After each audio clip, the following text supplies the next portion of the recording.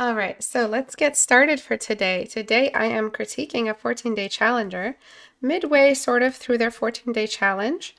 And their 14-day challenge is looking amazing. So this is their day 1. This is their day 8, I believe, approximately their day 8. And I wanted to take a look at it. I wanted to see what's going on and where they're improving and give them a quick mid-journey update. Before I get started, if you are about to start your 14-day challenge and you're not sure where to start with the whole painting process, you can always go to my store and check out my masterclass. It's currently on sale, and you just have to go to my store. It's on Gumroad. There is another tutorial upcoming very soon called Basics of Rendering or Rendering Basics, and I'll be talking about all the staple rendering skills that you need to learn, from managing edges, controlling contrast, all of that wonderful stuff that is really hard to come by, really hard to understand. It's subject free, so it's all about just the exact skill that you need to develop, the how to blend, all of that physical, actual movement of paint, and the theory behind it, and that's upcoming hopefully soon. I am recovering from a cruddy injury, so I have been a little bit, in between recovery and then taking a step back in recovery for some reason and then going forward. So everything's been kind of slow going until I feel a lot better. But this particular tutorial will be out very soon. And if you want your work critiqued, all you have to do is go to istebrak.com and click on the subreddit icon right here. This is where the 14-day challenger today posted all of the editions of their 14-day challenge, all of the submissions. And so that's where you can host your 14-day challenge through the subreddit. And you can go to my Discord community. There's a general critique channel, text channel on the Discord that you can use to post anything, including the 14-day challenge, but any of your personal work, anything you want to share with us, you can use that to do it. So let's get started today. And I wanted to get started by talking about the subject from last class, not quite revisiting the same subject, but a lot of people left me with questions about how do I recover? How do I collect the pieces of social media addiction and how it affects my skill, how it affected my development, and what to do, and no matter your age. And I wanted to just jump into that really quickly. But before I do, let's give you a quick rundown on the 14-day challenge. What is it about? What is the 14-day challenge? You draw a portrait 14 times. You draw a portrait 14 times. And it doesn't matter if you do it every single day or once a week or even once a month. I've seen it done like that. As long as you do two things. You start from scratch every single time, and you get a critique every single time. The critiques are essential. Without critiques, there is no guidance. Without critique, there is no guidance. Write that down. The reason why we need critique is because we're just a single-brained organism. We don't have a way out of our tunnel vision. We are just mercy to our habits. We are in the mercy of our biases. So we're not going to be able to honestly and objectively critique ourselves because it's always going to be oxymoronic. It's not possible to truly critique yourself objectively. And there's a lot hidden from you because of that bias. So you have to get somebody else to come in who has no stock in your ego, to come in and tell you, hey, you need to fix this, this, and this. And that is very healthy because art and ego death go hand in hand. Write that down too. You have to have some form of ego death in your experience as an artist. You have to have some kind of just coming face to face with your reflection, the reflection of your skill, meaning even in personality, it goes on all levels of being yourself. But you have to be able to say, I have mistakes in my work that need to be corrected in order for me to reach the next level. Whatever the next level means to you, whatever that means to you, be it adding color to your lines, cleaning your lines, adding more anatomy, or more accurate anatomy, adding a background, adding realism, blending better, whatever better means to you, you need an ego death for each level that you rise with. I believe me. I have been there, and I remember almost every single ego death from when I was younger. I finished this one painting that I was so proud of, and I took it to somebody to take a look at. I thought I was going to get some compliments. And lo and behold, I got the opposite. And that was one hell of an ego death. And the thing is, I learned from it so much. The next time, even though I resented the critique that I got, and I was like 14, I couldn't keep it out of my mind when I was drawing the next time. So whether or not you like the critique that's given to you, it will give you something, and it will be present in your mind the next time you draw. You can't tune it out. You can't unhear it. And so you will see your art rise from it. So let's go back to the subject at hand. The subject at hand is how to come back, how to repair what's left, or how to just rebuild yourself after you notice that a lot of your time and a lot of who you are and a lot of yourself has been lost to either game addiction or social media addiction or any addiction for that matter. Even relationship addictions can really stop your artistic progress. Even dealing with relationships, going into them, coming out of them, you see a lot of your art put in the back burner because of it. Any kind of addiction. So it's not specific to social media. So it's not really a social media post today, but I will be talking about social media, obviously, because it's one of the most prevalent addictions we all deal with, no matter how much you admit it or not, no matter how combative you are to this. The concept, this is our age, this is our era, and we are all facing social media on a daily basis, minute by minute. So how do you fight back, basically? How do you fight back, and how do you get back what you lost? I can only refer to my own personal experience. My personal experience with social media is that it is like recovering from any kind of addiction. So I'm just going to be correcting this face, and at the end of this session, I'm going to be talking about what I changed and what the good and the bad is of where you are in your day 8 of the 14-day challenge. So as I mentioned before, there was some serious stuff happening around me, and I was dealing with a lot of social media addiction. It wasn't like addiction in the sense that I couldn't step away from it. Stepping away from it was pretty easy, but it was the soothing aspect that really made it take over. So I was, again, I was dealing with some kind of really, really high anxiety experience, and it left me with this very, very high stress neutral that I had in my day-to-day. Like my day-to-day was very, very high stress. Even though all I had to do was just go get some groceries, it was a very stressful experience for me. So social media served as this like escape, this mental block, this dissociation. Obviously that's bad. You should have a more healthy way of processing your stress and anxiety. But what I was dealing with coming out of it was a very, very not difficult to step away from it, but it was difficult to face the aspects of myself that I had to come to terms with in order to step away from it. Meaning that I was not facing the reality of what I was trying to step away from while using social media to kind of soothe.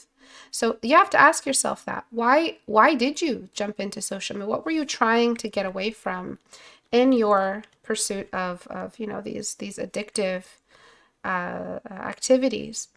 So that's a lot of self-reflection, and there's a lot of therapy involved. I don't want this video to be about that, but there is a lot of self-reflection therapy that needs to go into understanding your outer pressures, what your pressures are around you. And so that, the fight against the addiction, whatever it is, and getting back that artist of yourself, whatever it may be, a lot easier, because you'll be able to just face the truth a lot easier. So let's say that you did that and you are left with, this therapy that you go to, or talk therapy with your friends, or some kind of self-help book. Let's say you took care of all of that, because again, I don't want the video to be about that specifically. And then let's say that this also factors in how much time you have after your job or school or whatever, pre-existing responsibilities that you have or commitments. So let's say you're left with this time, and also there is a lot of therapy outside of this amount of advice I'm going to give you. So let's say you took care of both of those. What's left? Well, I think the best step that I took on my time, in my step away from social media, after I did all those extra things, I allotted time after work and I took care of the therapy aspect. I was left with like having to reintroduce myself to myself. And so one of the questions that was left behind on the previous video was, and I'm just going to read through the whole comment. Yeah, this hit hard. I find that my most productive study days always happen when I stay off my phone, which is tricky because so many art resources are online. So that's a big one. On the worst days, I feel scattered, unable to focus, and no matter how much I want to, I just cannot get myself to draw. So that comment, that part of the comment, I feel like is something that therapy could definitely help you identify. So that is a lot of back burner work that you have to do, or back end work that you have to do to dig deeper into who you are, even outside of art, just who you are. A lot of the reasons why you won't be able to draw is because there's a much bigger problem, bigger than art, that you're dealing with that is affecting art. So art is one of the affected like organelles of what's happening in the bigger picture, in the bigger virus or whatever it is that's affecting you. I think part of it is just how much gets thrown at us, so many choices as to become overwhelming. That's definitely true. And it was never a problem I had when I was a little kid, when my parents limited my time on the internet. So there's that first recommendation that I have to this particular person, Melly Joe. I think you just left yourself a breadcrumb for you to follow. And it's also what I did after I stepped away from social media for like 6 months, deleted Instagram, deleted YouTube, deleted everything. I did not reach for my phone anymore.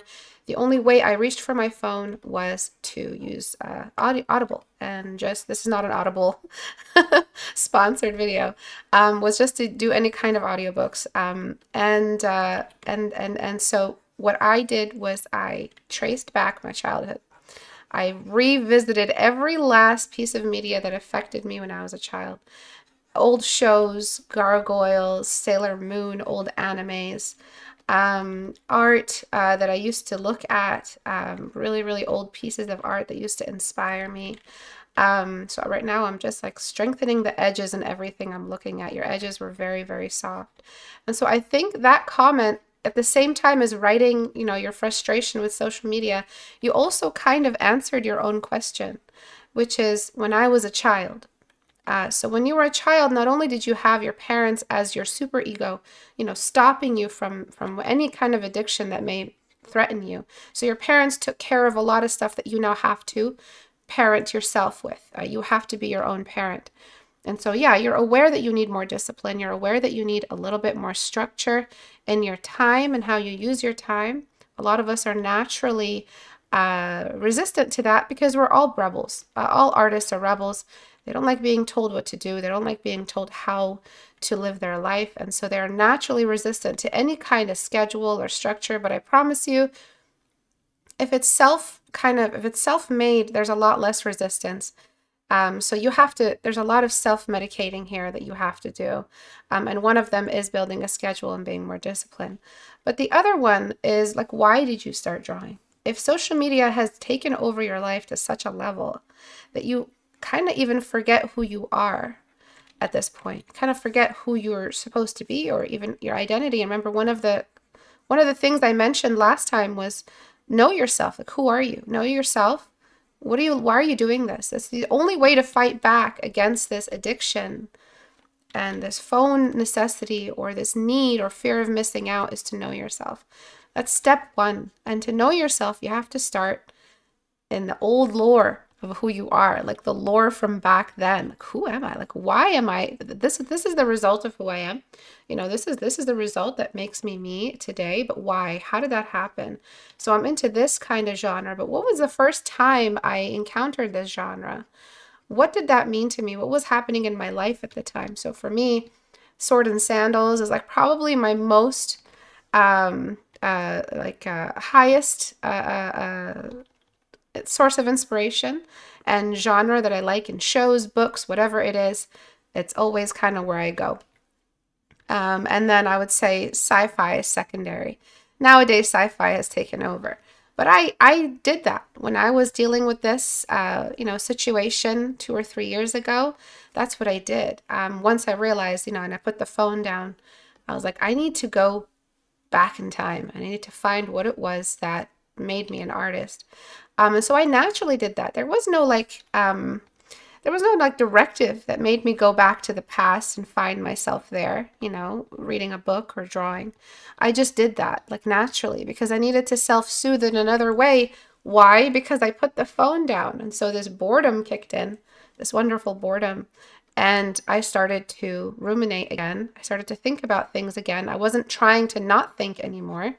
And trying to not think is really bad for you in the long run because you need to think, you need to process things. And so I kept delaying processing this extremely stressful event that happened to me through social media. So it was really, really helping me and encouraging me to dissociate. Now, ask any therapist, dissociation is bad. In the long term, you don't want to do that because you need to mentally process things. You need to come to a face-to-face with this, understand where you stand in it, give it a definition and tuck it away where it belongs, file it away in a healthy way. And so social media was preventing me from doing that because it was keeping me in this like stasis mode, this stasis of trauma, and I couldn't get through it. And so once I put that phone down, all the stuff started to process really quickly because I delayed it for like a year or two, processing this crazy event. So now I'm just blending these edges. And so in doing that, I started to ruminate again. I started to let in thoughts. Not all thoughts are bad. Not all rumination is bad. There's healthy thoughts. And one of them was, man, everything bores me the hell out. I have no inspiration. I don't know what to draw. Can't focus long enough on a piece of work to finish it. What gave me that thrill?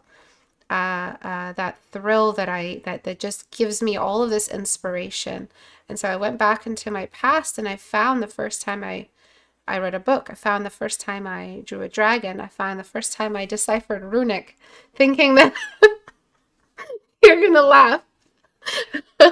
Okay, I have to do this without laughing at myself. Okay, here goes. I deciphered runic thinking it was a long lost language. And when I realized that runic was actually very well documented, I was devastated. Like, I can't explain to you how devastating that was for me. So I went back to that and I was like, man, there was a time when I thought runic was like a long lost language. And I found, I don't know what text started it, but one of them was The Hobbit. You know how The Hobbit, the word, like the actual title of The Hobbit was written in runic? Well, I knew that it was called The Hobbit. And so by knowing those letters, I went to other parts of the map in The Hobbit, other random runic that I found in some book that I forget, and I managed to decipher the rest of the letters through the handful of letters that I had. Again, I was not allowed to leave the house because that's how girls in my culture are raised. And so I was very bored. So I full on, I didn't decipher it in an archaeological type of way, but I deciphered it with what I had left. And so I started memorizing it and I could write entire notes, entire journal entries I wrote in runic. And so I went back to all of that and I realized like it's not just art that I'm into.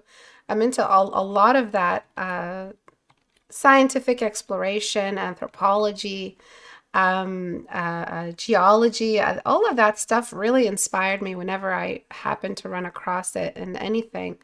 I also started to realize that there's a lot that I kind of ignored, things that I liked that I ignored. For instance, like sciences in general.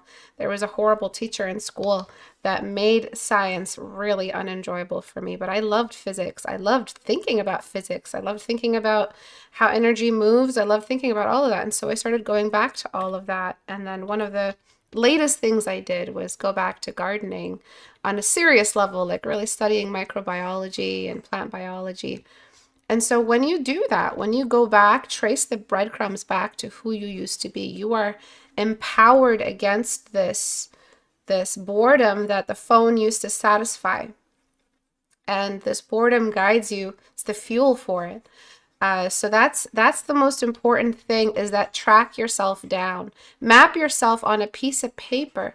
You have no idea how fun that is to just like put yourself on a piece of paper, get a piece of paper and just write down me and map it, track it down, make a timeline, get many papers, glue them together, stick them together, and figure it out. Figure out the timeline that is you, because you as you are now is really lost, especially if you are where I was after social media.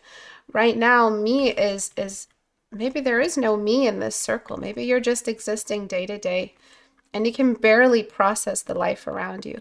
So there needs to be, you got to drop the phone and find out who you are. And it could be, it could start from your childhood and it could go all the way toward where you are now, the present. And somewhere in there, there's all this stuff affecting you.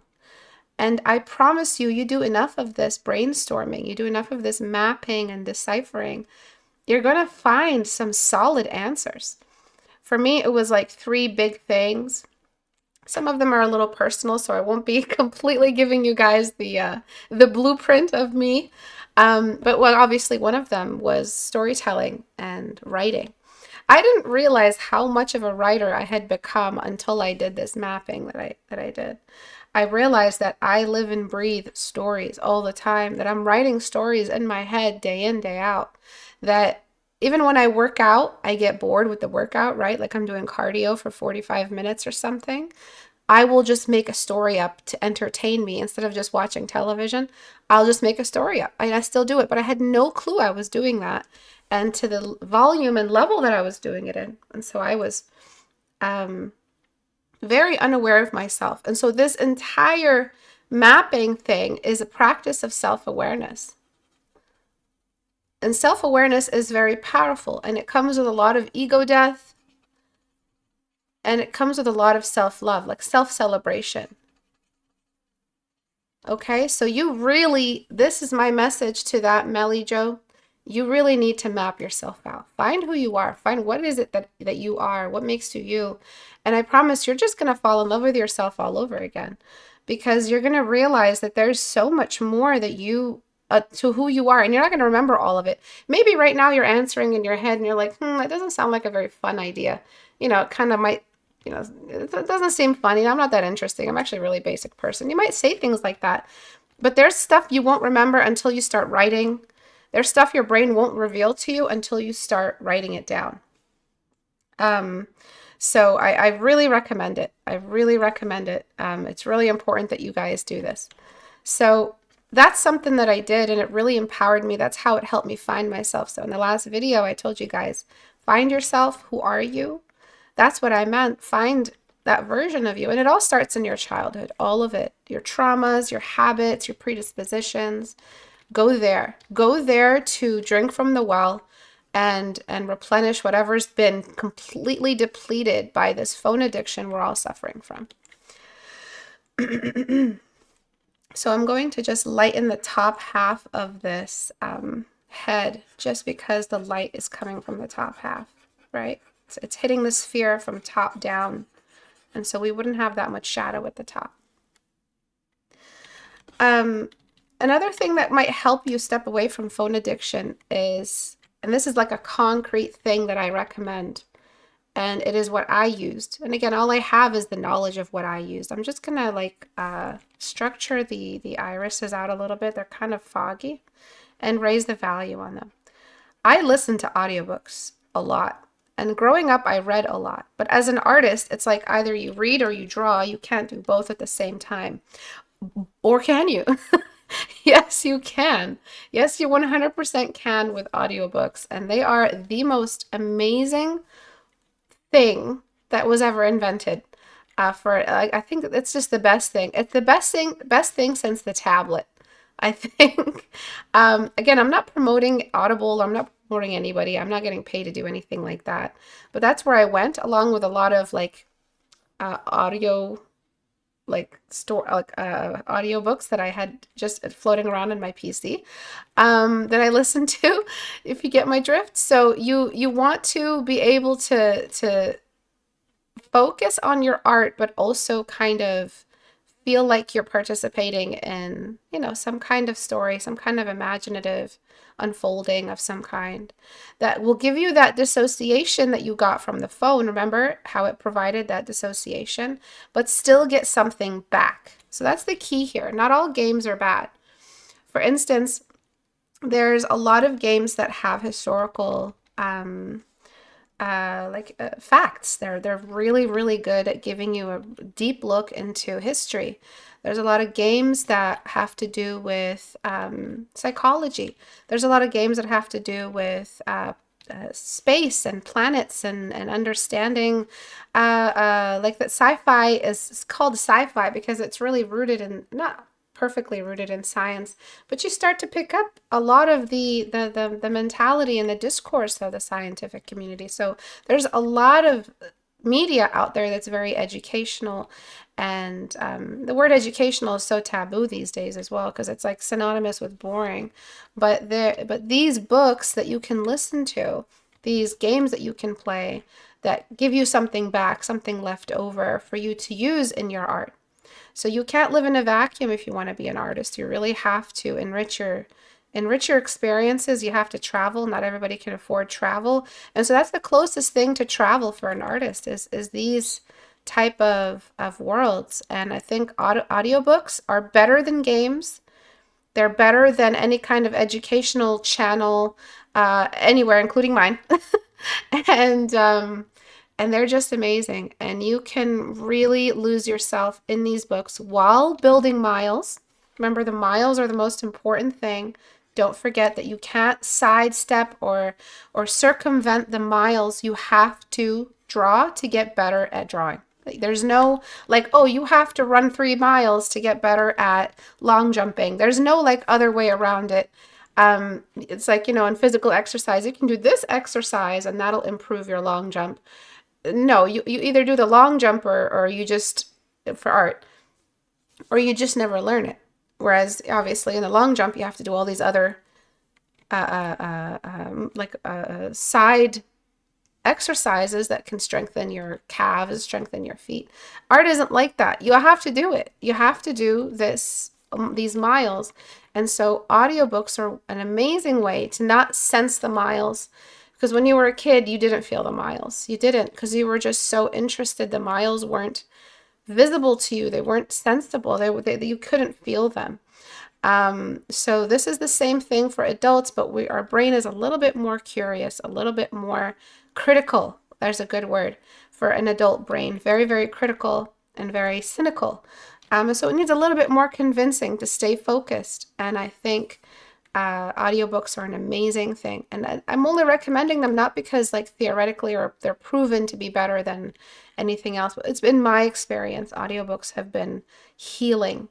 And there are so many I can recommend if you guys want some recommendations.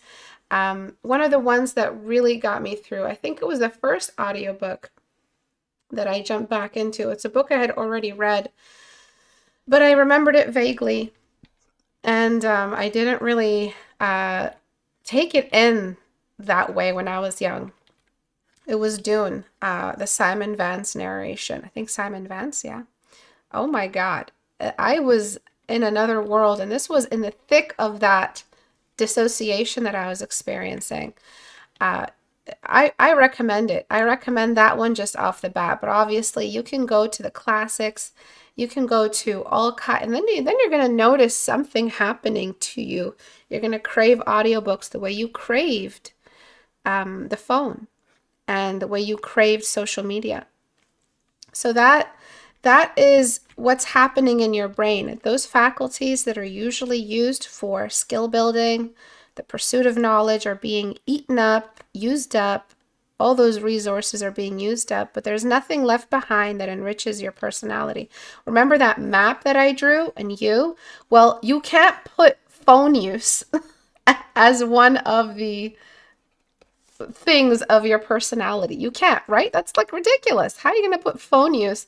Oh, hi, I'm really into phone use, instead of, hi, I'm really into Lord of the Rings. You know what I'm saying? Or I'm into art, I'm into gardening, I'm into phone use. But obviously nobody says that. But that's how much you're doing it. You're doing it enough that it needs its own bubble in your life, and all the other bubbles are smaller. This is art, and this is gardening, and this was me. My phone use was like in fact, it just filled the whole route. It filled the whole freaking map. This was all phone use, and everything else that was me was tossed to the side in the smallest little margin. So this is how much you guys are using it. And what happens when you just suddenly stop using your phone? What happens? Like, you have so much space. So this entire space is now empty, and all these things that were thrown to the margins start to slowly expand. And there's that panic period. Oh yeah, you sense this huge vacuum missing in your life. This big chunk of your day is just empty. There's nothing there, nothing's happening. And so there's going to be a panic period, like any addiction when you cut cold turkey. And I'm not saying to cut cold turkey if you're using it for the same dissociation I was. Please go get the therapy that I was refusing to get after it was an assault, by the way. Somebody threw something at me and broke my chest bone, fractured it. And I was not doing well. I should have gone to the doctor right away instead of this ridiculous self-soothing method of just being addicted to my phone. And so when I got rid of the phone, cold turkey, and that's kind of how I am as a person, I cold turkey stuff. I was just like, what am I doing? There's this big empty gaping hole in my life day to day. And slowly but surely, things started to repopulate, reculture in this empty space. And suddenly my days were happy. Suddenly my days were more enriching. Suddenly, oh my gosh, I really like this book and I couldn't stop talking about this book. And this movie was amazing and it's related to this and this. Oh my gosh, my art, I can pull from more because I read this book. And so my art was starting to really take over. All of a sudden I was making more pieces and I was doing so much until the summer comes along and eats up everything again because of all my summer projects. But gardening was starting to take over. And so there is this weird period that you're going to have where everything is empty and there's not much that you can call you after you drop the phone, after you put the phone down. You're going to panic. You're going to feel estranged from yourself. You're going to feel weird. When that happens, just hear my voice in your head. Hey, just wait it out, please. Just imagine my voice there saying, just wait it out. Please, please don't give in. Please don't go back to the phone. Just wait it out. And when you wait it out and you see that there's something's happening and you need something. You need something to fill your time with. Again, this is all after you're home from your job. So I completely understand a lot of you work to survive. All of us work to survive.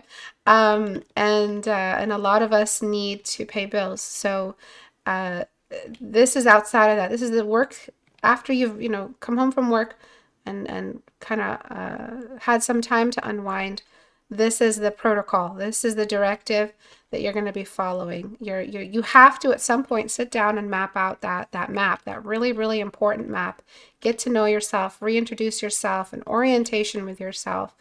Once you have that settled, reach out, find other topics, other subjects, other things that you might be interested in, documentaries, whatever you can fill that time with to soothe a little bit better, to make it a little bit easier for you. And then something happens. Your life just gets better. Your miles go up in your work. Your art is more interesting to you because you have more things to pull from because you were watching these different and reading these different books and experiencing these new experiences that the phone was keeping you from. And this is, again, just replace the word phone with any addiction you're dealing with right now. And that's how you can get through it. So that's my answer to that person. And there was a lot to say. I wanted to just quickly type it to them, but there's no quickly typing all of this. So I hope that was helpful.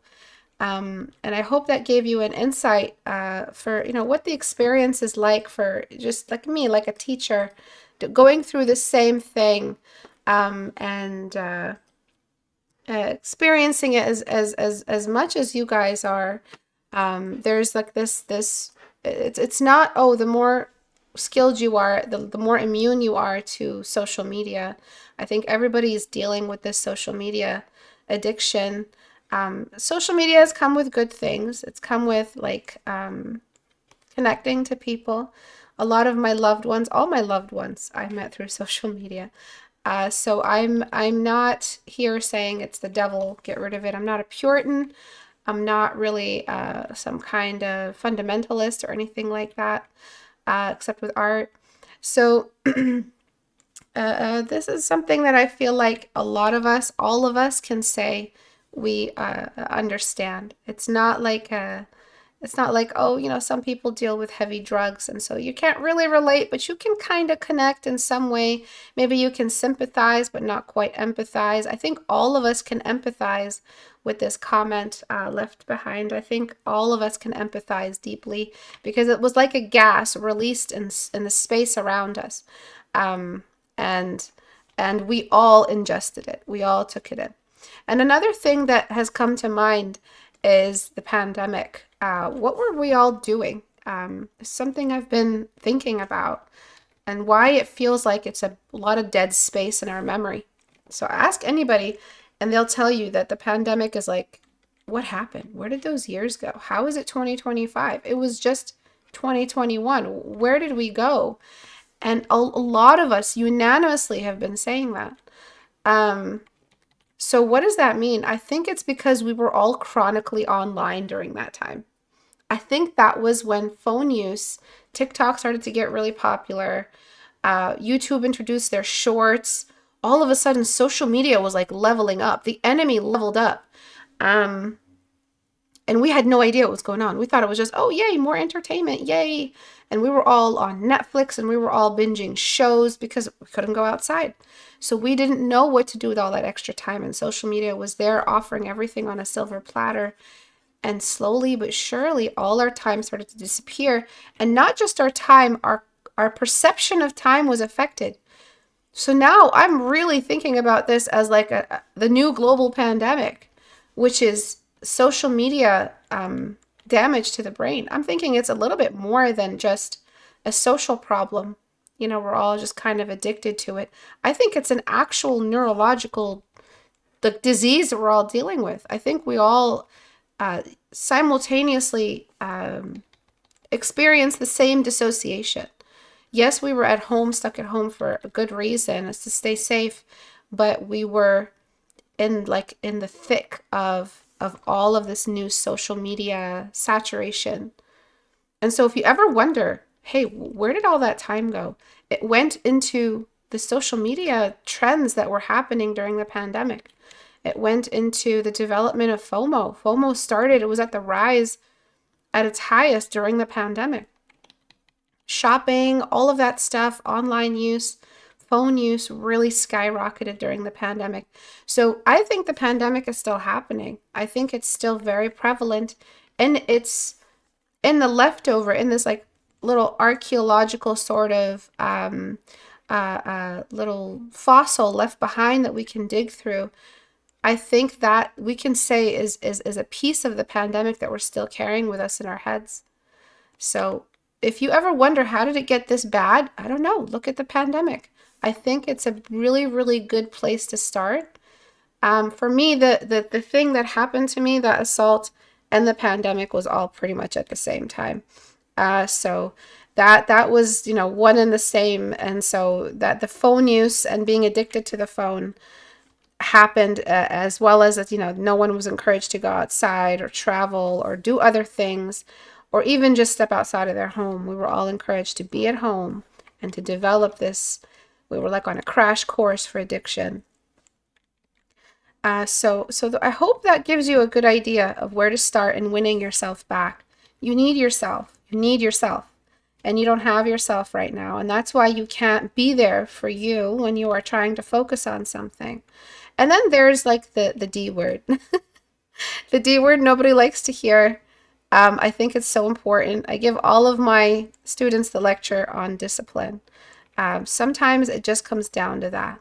You have to do the thing, and you're not allowed to do any other thing other than this thing right now.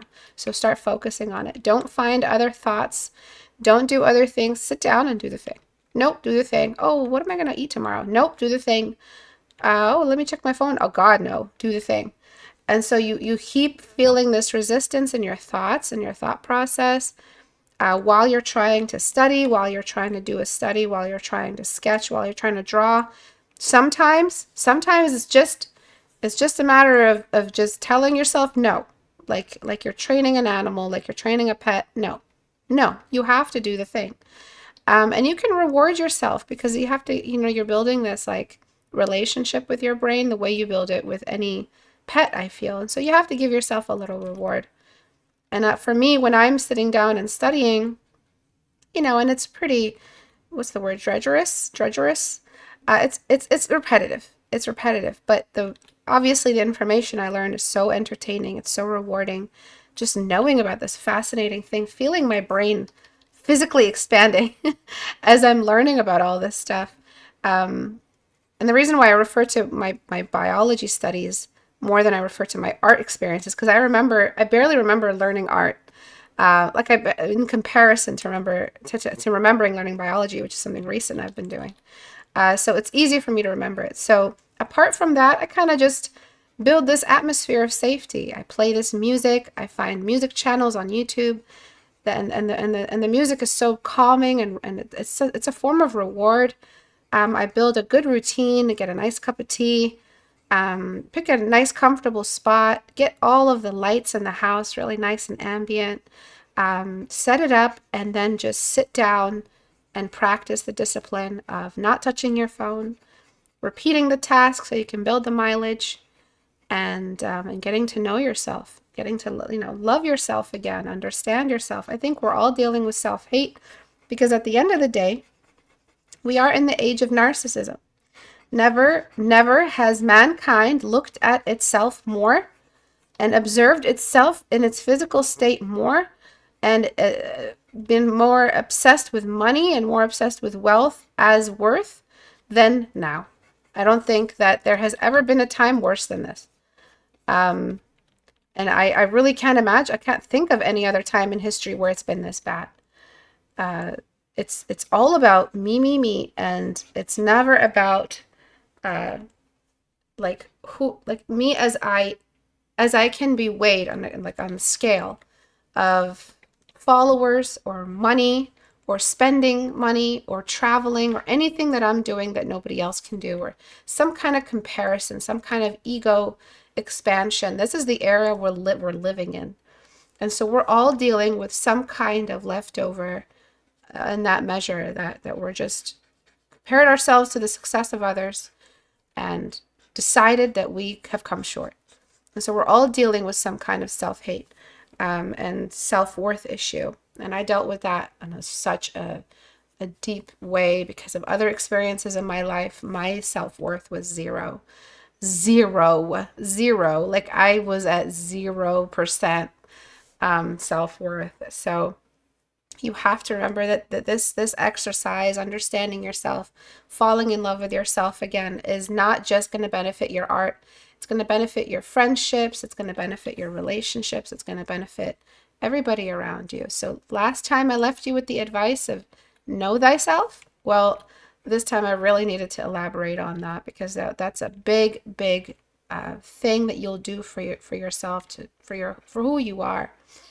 And then there's a lot of stuff that goes into it. So know thyself means that know all of thyself, like know everything, all the stuff you don't tell anybody but yourself. You barely utter it to yourself. Utter it to yourself. Be honest with yourself. Face your shadow, as Jung says, because it is facing your shadow. It's important, and it leaves behind a lot of little clues for you to follow. It leaves behind crumbs. It really does. Your shadow gets your attention some way or another, either with a weird, creepy dream you could not even have imagined in waking life, or with some other way your shadow becomes your shadow. To explain it really quickly for those who don't know what it is, it's just the negative space of who you are. There's who you are. Remember that map? Okay, and this is you. And there's all this stuff, and this love's so nice. Look at this stuff. It's all, great stuff that you like to do. The shadow is this stuff, the stuff you ignore, the stuff that has to be dark for these areas to be bright, for you to know yourself, the limits, the edges, traumas, experiences, ways you don't like yourself, embarrassing moments in the past that you carry with you, that because of them, you've made yourself into this version. Know those shadows and love them as much as you love the parts of yourself that glow, the parts of yourself in the light. Those are just as important. The shadow is just as important. And so that way you can forgive yourself more for weird things you did in the past, not hate yourself for the things you're into. Sometimes the things we're into are a little bit niche and we judge ourselves for it. Be into them, man. Enjoy it. Enjoy your furry drawings. Enjoy your furry fan art of some whatever it is you're doing. Enjoy the hell out of it. If that's what makes you happy, it'll make you sit down and draw. And one day maybe you'll get over it, but it still got you through that mileage. Maybe you can go back to your past and find previous things that used to thrill you as well, and you can go back to them and rediscover your love for them. We lose a lot of pieces surviving this capitalist hellscape. We look behind you. Look at all those pieces that you've dropped. You didn't even realize you dropped that piece. Oh, that piece. That's when I was into that. Why did I stop enjoying that? What happened to me? When did I stop enjoying that particular thing? And so there's a lot of stuff that you're dropping as you're living. Some stuff is good to drop. Please do drop that one thing that makes you really not like yourself, or drop that one thing that makes you not so fun to be around. Drop those things, but don't drop the things that make you quirky or make you fun or make you different or make you interesting and all the things that you think society won't accept. There is a group for you. There is somebody who will love every last weird thing that you do. And so I think you have a lot of work ahead of you, all of us, in discovering who we are, healing from this capitalist narcissism age, learning to love the pieces of ourselves that we ignore, that we don't even know exist because we've never really mapped out who we are, and putting the phone down, practicing some really, really like almost military level discipline. Like you need to sit your ass down and do the thing, because there's no way around. There's no way to circumvent the mileage ahead of you. And you got to get back everything that social media took from you. And that's a lot to get back for some of you.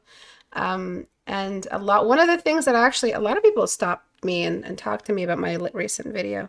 And I didn't know it would make such an impact, but one of the things they said, I think every single person said this, is I feel sorry for the kids of today, because if I had been a kid in today's age, I would not have the skill I have now. And I'm really grateful to younger me for all the practice that they did. I think every person who stopped me to talk to me about the video I made said that. And so that's something that I want the younger audience, the smaller ears listening, I want you guys to know that we're not, like, in saying that, don't feel abandoned. I'm still here doing this. Like, I could easily quit and say, you know what, I taught the right generation. This new generation isn't going to do much. I can be a quitter, excuse me, but I don't want to be a quitter, because I feel like this newer generation has a lot on us that we don't have, that we didn't have growing up. For instance, a big one is empathy. This new generation has a lot of empathy, I've noticed, and a lot of maturity enough to face the hard truths of the life around them. Reject the ideologies and stigmas and dogmas and what have you of their parents. And I'm talking about a very specific thing for anyone who's listening who understands.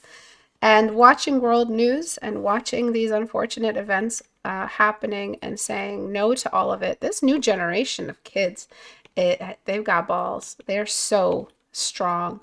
And they're not taking no for an answer, but they also are dealing with a lot of attention issues. They're also dealing with a lot of social media use in order to get the information that gives them this new revolutionary way of thinking.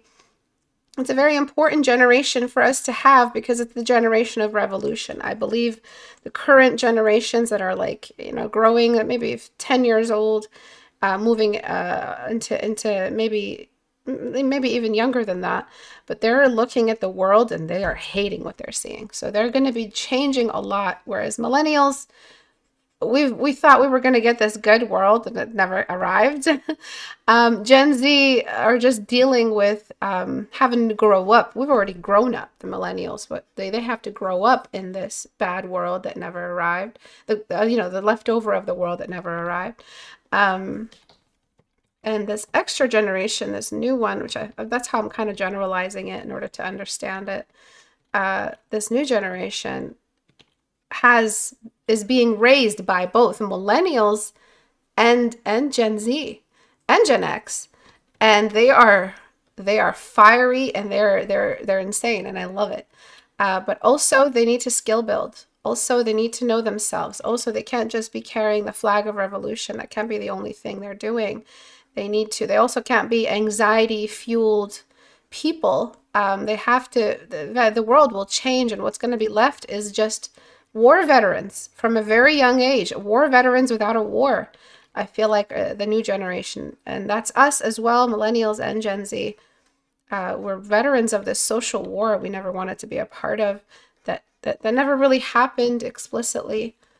So there's a lot of good in this current generation, but also we have to fight back against how colonized the internet has become.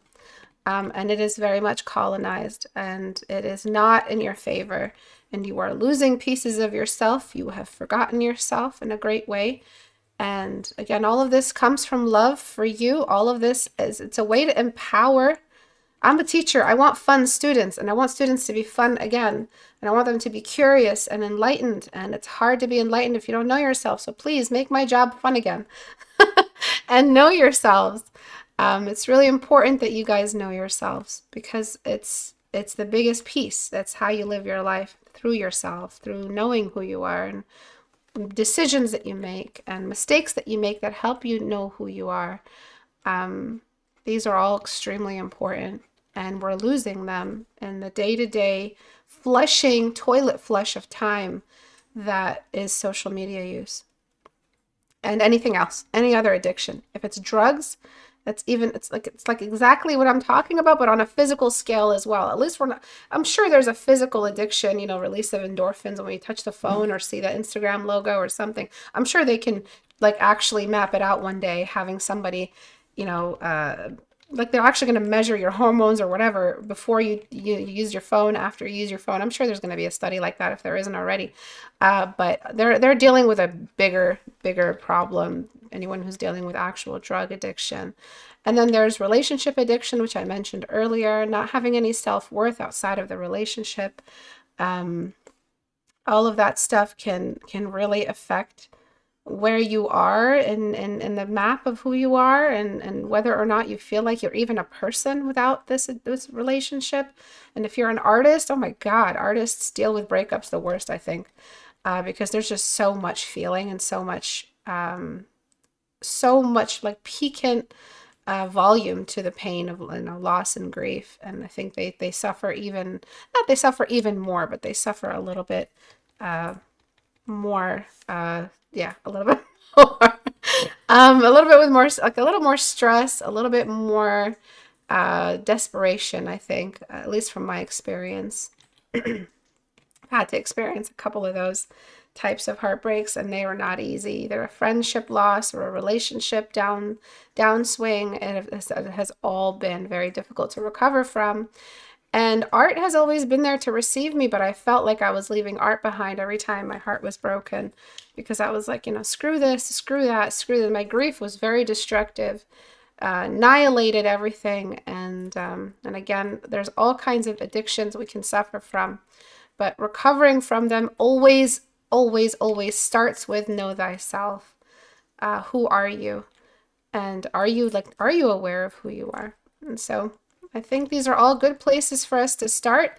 As someone who has recovered from this exact situation that was left behind in the comments, as well as all the people who didn't comment, who were left thinking, this is what I did.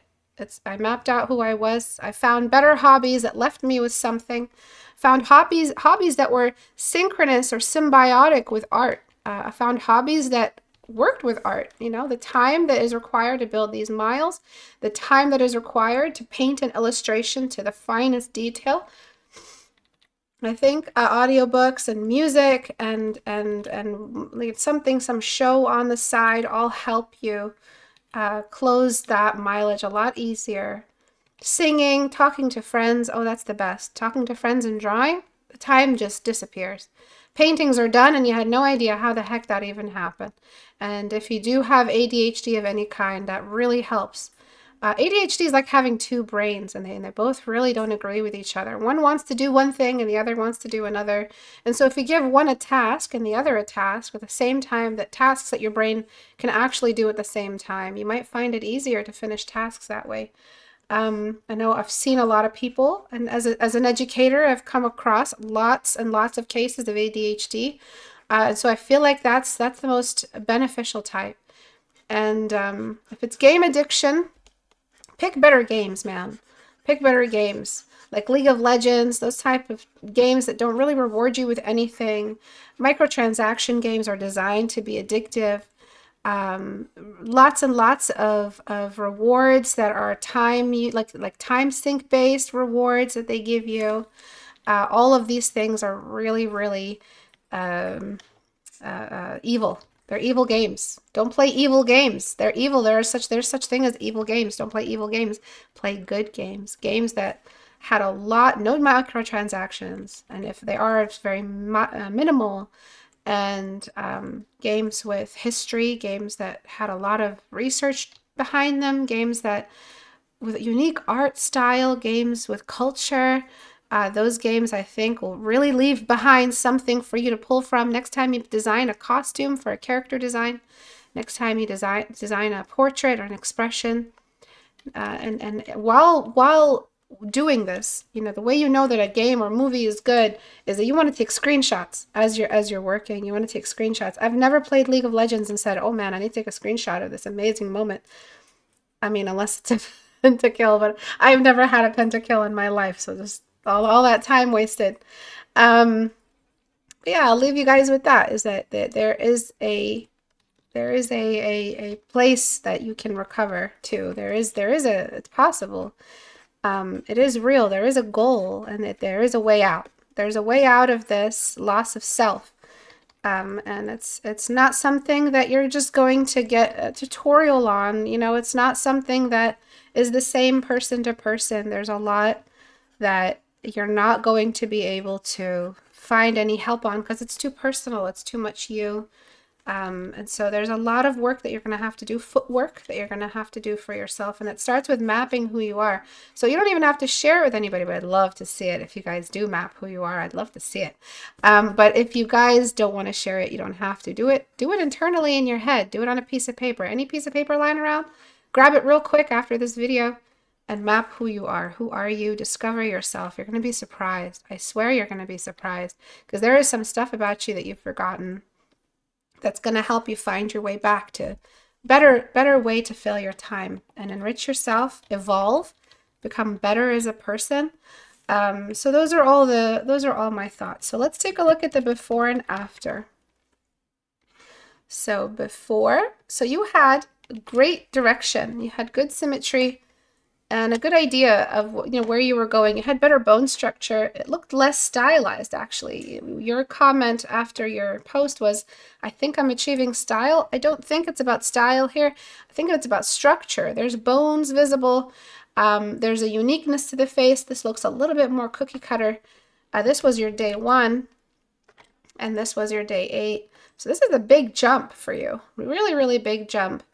And it feels like you're moving in a direction that's less about the lashes and the detail and the pretty Barbie face, and more about real human features.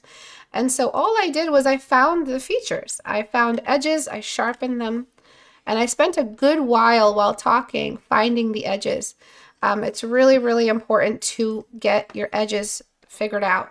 If you don't know what to do with your edges, I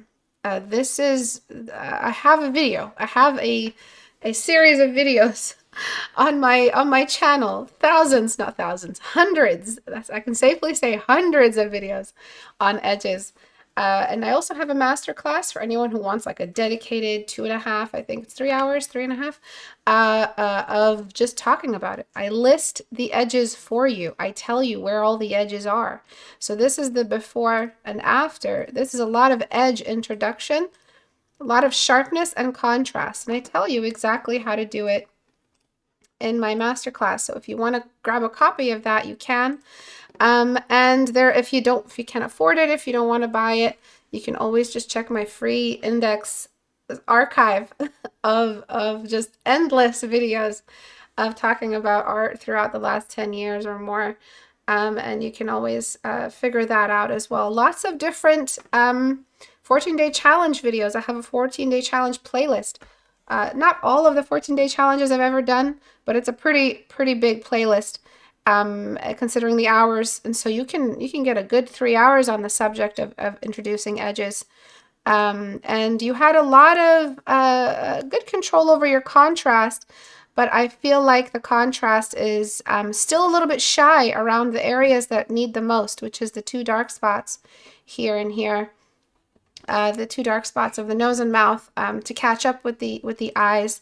You're still overusing the soft brush. I don't see a strong presence of the sphere of the head. Again, that's something that I talk about in my masterclass, the core fundamental geometry, as well as any of the videos in the 14-day challenge playlist that you can find. So I hope today was enlightening. I hope it was something that you needed to hear.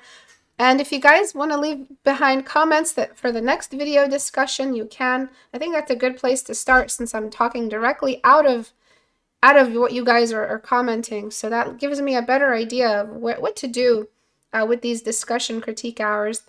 And that's it. I used to do this all the time with after hours. After hours, I used to do these talks, but of course I have to delete those because I play music.